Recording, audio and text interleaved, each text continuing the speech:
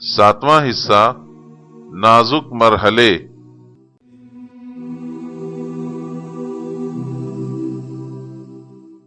रहमत आलम जुल्म व सितम के नरगे में काफिरों ने बहुत कोशिश की मोहम्मद सल्लल्लाहु अलैहि वसल्लम अल्लाह का पैगाम पहुंचाना छोड़ दें, इस्लाम की दावत देना बंद कर दे, लेकिन जरा भी कामयाबी ना हुई। इस्लाम का चिराग गुल करने की मुसलसल कोशिश और फिर मुसलसल नाकामी। दुश्मनों के लिए ये एक अलमनाक सानहा था। अक्ल हैरान थी, क्या करें, आपके मुकाबले में कौन सी चाल चले।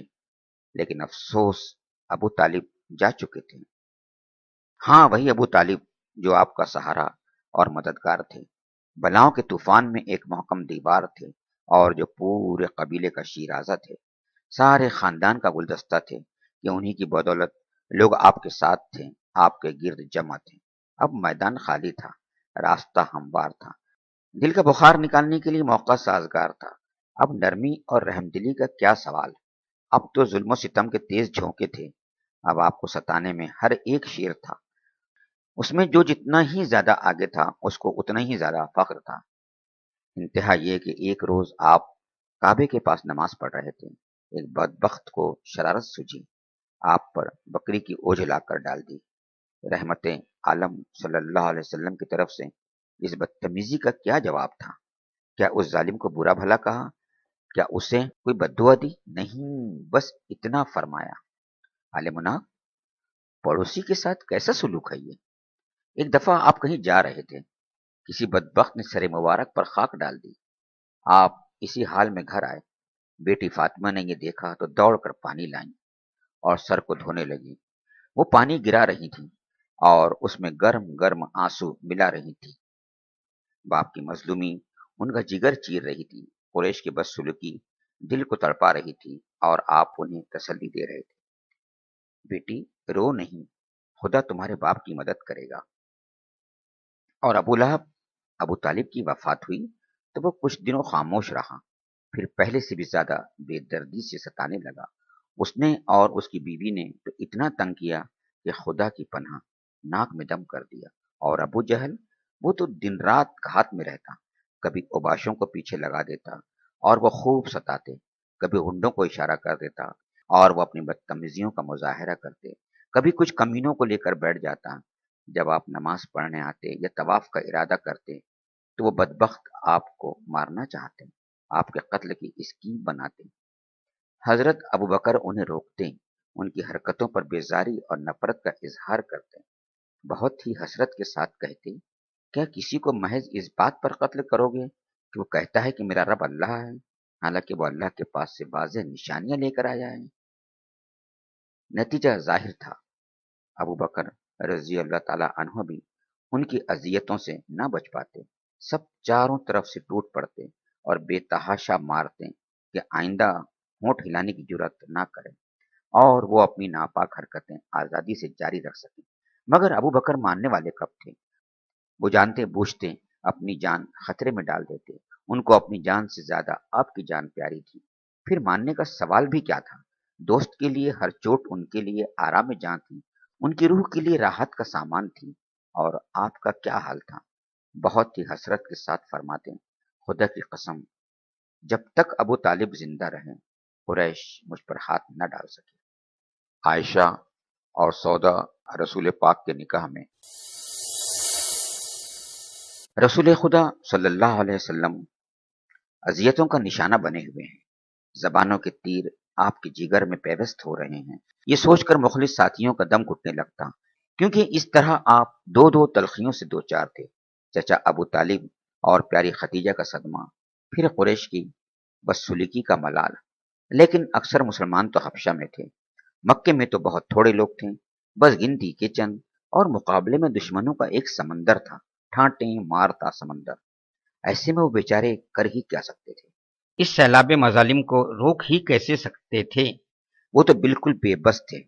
उनके लिए तो बस एक ही शक्ल थी, सब्र करें और अल्लाह पर भरोसा करते हुए जहां तक हो सके आपका बचाव करते रहें।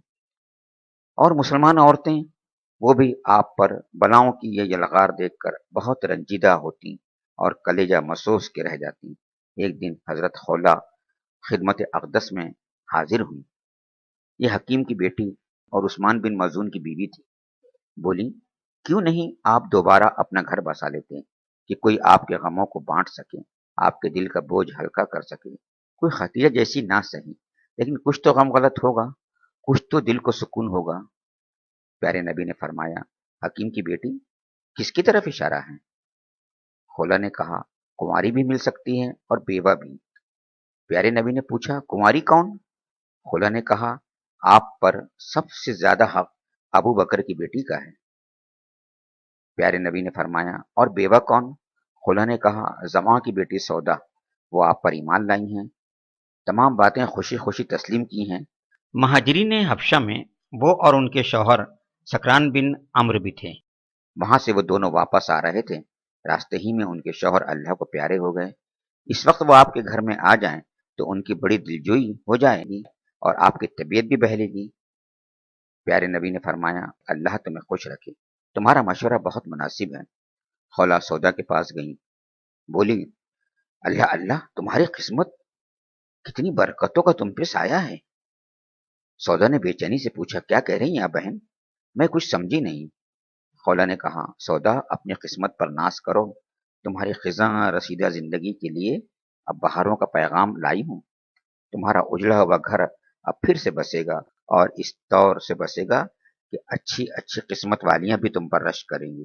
اللہ کے رسول کو میں نے تیار کر لیا ہے۔ سودا کا چہرہ خوشی سے تمتما اٹھا اور وہ کچھ جھجکتی اور شرماتی ہوئی بولی، سبحان اللہ، ذرا جائیے والد سے تو تذکرہ کیجیے، دیکھیے وہ کیا کہتے ہیں۔ خولہ سودا کے والد کے پاس گئیں، انہیں مبارک خبر سنائی۔ بے اختیار ان کی زبان سے نکلا، اس جوڑے کا کیا کہنا خولہ، تمہارے منہ میں گھی شکر، تم کتنی اچھی خبر لائی ہو۔ پھر خولہ ام رومان کے یہاں گئی۔ یہ عائشہ کی والدہ اور ابو بکر کی بیوی تھی۔ انہیں خولہ نے مبارکباد دی۔